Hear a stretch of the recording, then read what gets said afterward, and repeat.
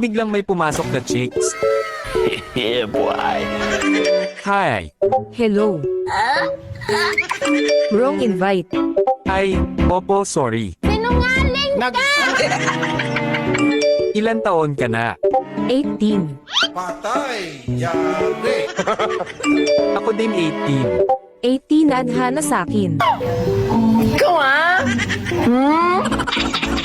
Dito tignan natin ang kanyang avatar. Uy, sana all! Wala na, ang saya ko na. I'm so feeling, I'm so happy. Yes, Daddy! Ang ganda naman ng pwesto ni ate. Ang ganda ni ate. Kumain na kaya siya ng tipaklong. What? Dito tinanong ko kung siya ba talaga yung nasa avatar niya.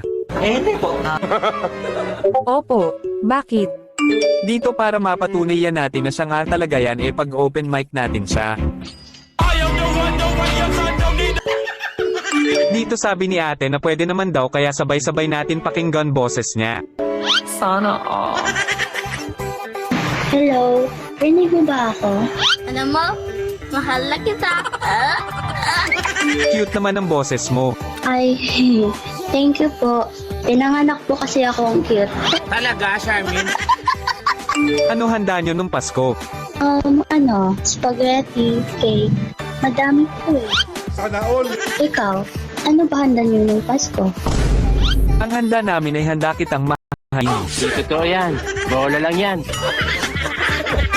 Ay, ang gusto ko sa lalaki eh. Makagmahal, tapos malaki yung tip. Bastos ka! Tangina mo! Saan ka po nagpaputok ng New Year? Sa loob or sa labas? Uy! Gagi mo yan. Bastos. Sa labas namin. Ay, akala ko pa naman sa kumot ni pinutok. Isa kang gago!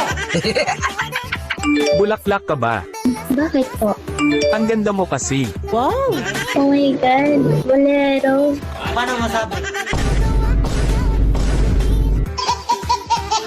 Bukod dun pwede ba kitang diligan?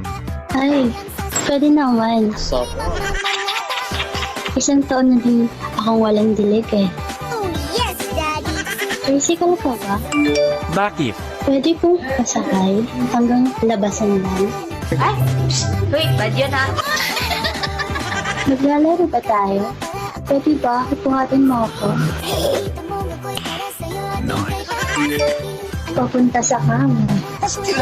So weird. Dito aya ko na siya na maglaro. Okay po, sige kayo. Dito pagka-start pa lang ng game. Tigaban yung kasama nating chicks. Kaya autoban sa kanya ang vendor ng kalan na si Nolan. Putang ina, nakakasama ng loob. Dito pinakita ni S1 yung menyak niya kay Wanwan. Ang galing! Ang galing! Kaya naman pinakitaan din siya ng ating bida. Napakapangit ang ugali mo! Wow, ang taas naman ng matches mo tsaka Wendy. Yeah, boy. Grabe, galing pala ito Luis. Obvious ba? Dito kaming dalawa na ang magpipik. Dito mag-lock na siya ng mage. At alam nyo naman guys, kapag chicks ang kasama auto-lock Lancelot talaga ang ating bida. Okay. Dito makakatapat kong course sa kalaban si Boy Baraha at kasama niya si Rat Girl. Kaya medyo kinabahan ng ating bida.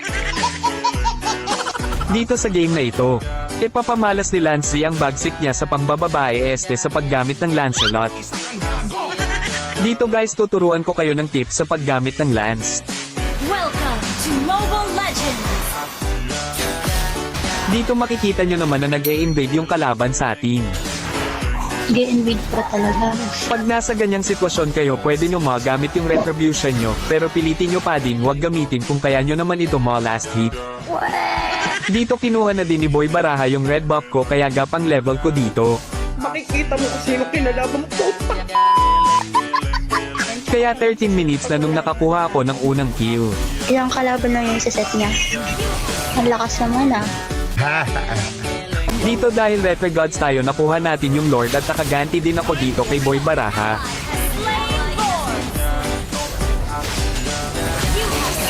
Nice one, ang lakas.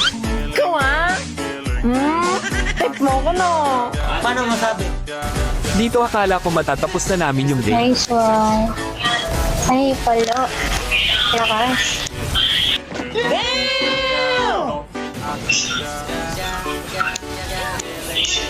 Nox, ang lakas. Oh, she, mic drop.